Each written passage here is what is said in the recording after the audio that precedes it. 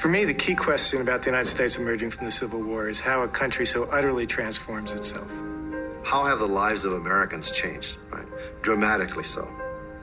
What are we becoming? What do we want to be? What can we be? If we looked at the United States at the end of the Civil War now, we would think of it as what we call an underdeveloped country. And the real question is how we got from there to here. We need to understand how our economy grew to be the biggest and most productive and prosperous in the world. The way in which industrial capitalism has unfolded. How we decided to divide the pie, what kinds of decisions we made about capitalism, about distribution, about the rights of labor. Who had power in the society, economic power, political power, cultural power. And the way that power has been challenged by other social groups that have been more excluded from power. How people in the past struggled to make things at least as good as they are today. Struggled to become included and in the process have changed the nation. All of American society, white and black, different ethnic groups, different social classes, we're going to have to struggle over what the meaning of freedom was. That in some ways turns into a question about who gets to be defined as an American and who doesn't, and who does the defining. Who are Americans? What does it mean to be an American? I think a major theme is the evolution of America's relationship with the wider world. How does the United States become this global power? And how does that affect our sense of what it means to be an American? Maybe one would want to look at our notion of our own exceptionalism. This idea that we are a special people who formed ourselves on a city on a hill, it seems presumptuous. And yet there's much good in that notion of a people who are making history rather than being imprisoned in it. I would like to have questions about why this matters, why a historical understanding matters. If we had to distill it to one thing, it's to remember the very vital presence of the past in contemporary American life, how it shapes the decisions we make and the options that present themselves to us. I think that's the central lesson we want to look at.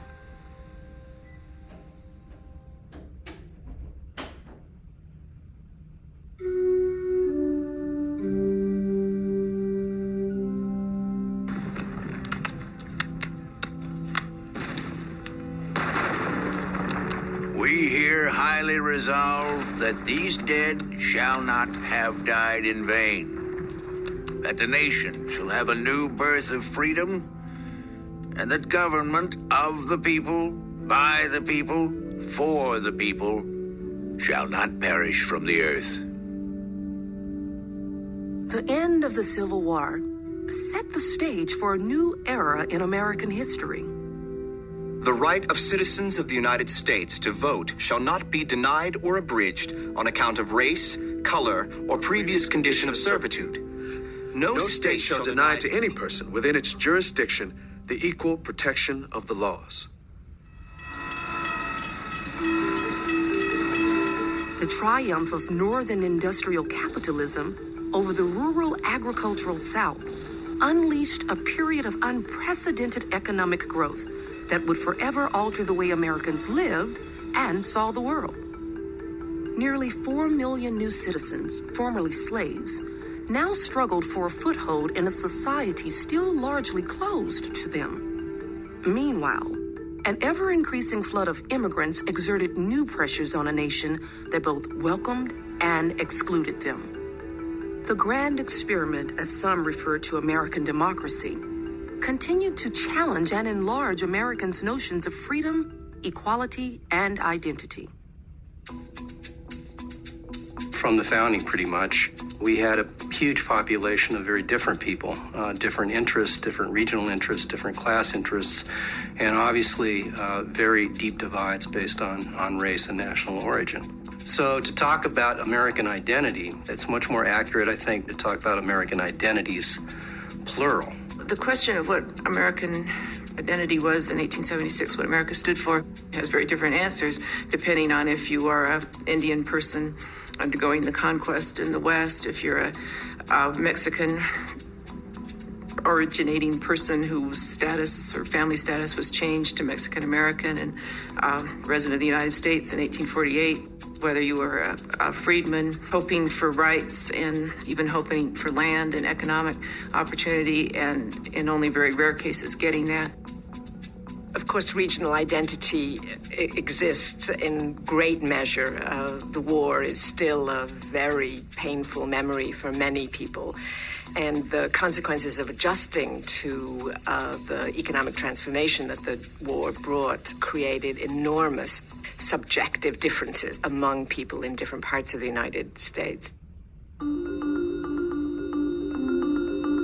For Americans of all races and regions, freedom was a cherished ideal, but freedom meant different things to different people. There are always more than one definition of freedom in existence at any time and competing with each other. In 1876, freedom had, because of the Civil War and the abolition of slavery, freedom had been exalted as the key national principle of American life.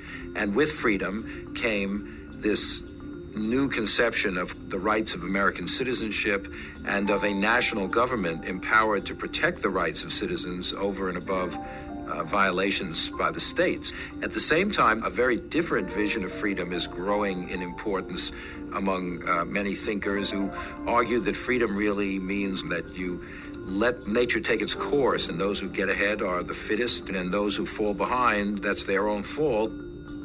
The relationship between freedom and equality has always been one in which people have argued you have to give up a little of one to get the other. And in some sense, that relationship has been a creative relationship, a relationship filled with creative tension. Freedom and equality sometimes work together and sometimes work at odd purposes. We think of freedom in some respects as equally shared, but clearly it's not, and the dominant groups in the society have a great deal more freedom, and one of the ways in which that expresses itself is a resistance to equality. If you think freedom means the right of people to act without outside constraint, well, that often produces lack of equality. And often people feel that if you want to promote equality, you have to limit freedom. You have to limit the freedom of entrepreneurs to exploit their workers. You have to limit their freedom to simply despoil the environment. So there is a tension between freedom and equality. One might want to say that this is a period of giant hopes for equality, but of much less realization of those hopes.